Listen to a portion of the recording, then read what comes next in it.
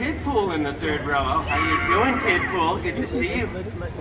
Ah, it's a beautiful day in the neighbor pool. A beautiful day to be Deadpool. It's story time. Story time. Ah. We got any fans of Mr. Rogers out there today? All right. I'm a pretty big fan of Captain America myself. All right, well, good afternoon, everyone. Not gonna say it back, that's a little rude. Oh, thank you so much. Wow, that was so genuine and unprompted. Are you all ready for story time? Well, that's good to hear, because I certainly have a story to tell. Gosh, I love to talk. Today's story is a beloved bedtime classic, mashed up with a very profitable licensing agreement. You guessed it, it's Cinderpool. Ah, I got some fans of Cinderpool out there, huh? No spoilers for the rest of our friends here. Wow, now I can see all of your beautiful, shining faces. Well, that doesn't work. Let's see if we can find the opening word, shall we? Look how cute these pictures are, by the way. Look at Dogpool. How cute is Mary Poppins? Oh, thank you for clapping. I scribbled these myself. Once upon a time. You know what? It just feels wrong when I'm doing it with myself. Why don't we all say it together, shall we? 1, 2, 3. Once upon a time. See, wasn't that fun and interactive? Well, anyway, upon that time, once, Cinderpool lived in a big mansion with his shiny-headed step-professor and a bunch of hideous step-mutants. The biggest one, Colossus, was always making up stupid rules that no one cared about. Like, please stop labeling other people's food in the fridge with your own initials. And for the love of Feige, stop hanging your underwear from the ceiling fan. How else am I supposed to air it out? Well, anyway, the other main step mutant, Negasonic Teenage Warhead, such a cool name, was always just texting and rolling her eyes. They were both super jealous because Cinderpool had a much, and I mean much, larger fan base. They don't call this story time with Colossus now, do they? One day, an expendable non-union extra came running across the mansion grounds, screaming, King Thanos was planning the biggest battle of Phase 3. The last truly relevant phase. Cinderpool desperately wanted to go to this big battle, but Colossus said, no. Too dangerous. Cinderpool don't know how to be part of team. And then Colossus ripped up Cinderpool's nicest costume before Negasonic Teenage Warhead, again, such a cool name, made it explode into 1,000,000 pieces with her mind powers. And then popped her gum. Ah, so Gen Z. On fleek, Sigma, no cap. Cinderpool was very bummed and felt very vulnerable and exposed. Minus 100,000 aura, as Negasonic would say. He ran out onto the mansion grounds, stumbling for dramatic effect. Oh, hello there, camera. When suddenly, a big, strange, sparkly circle appeared. And dramatic effect. Oh, you guys are okay. You guys are fans of sparkly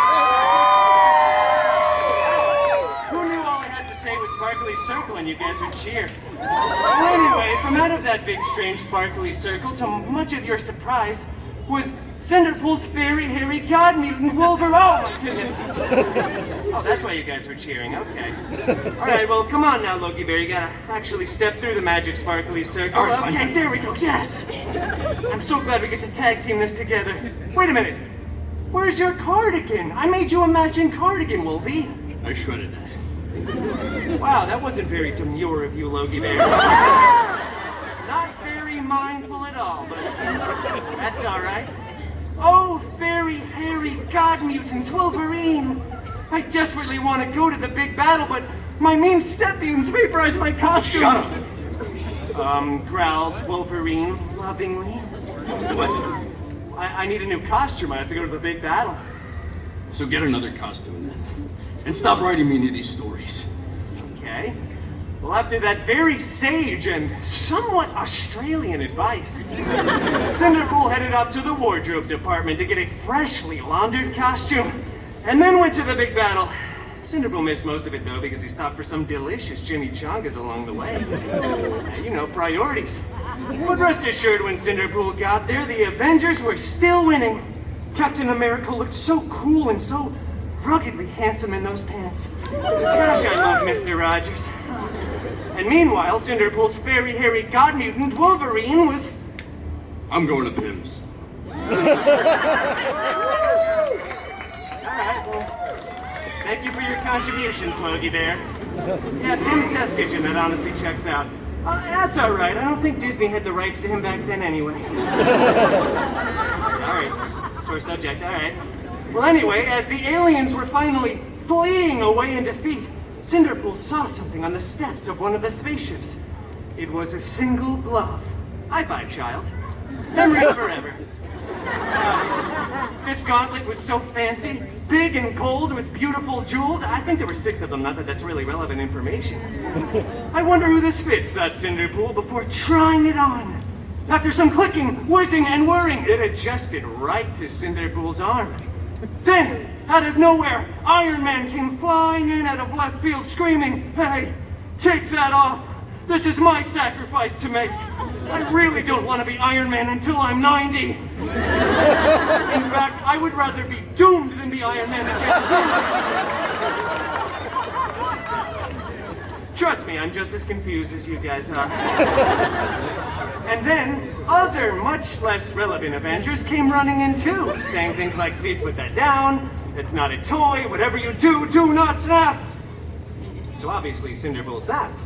Oh, Cinderpool snapped a bunch, both physically and mentally. And then the weirdest thing happened. It was probably unrelated to Cinderpool's actions, but half of everyone kept disappearing, and then reappearing, and then disappearing again. So many people were crying. Tony said "I love you" like 3,000 times, which is kind of weird. But eventually everyone did come back. Except for those that text and called during a movie theater experience. We didn't want them back. But everyone else did. Yeah.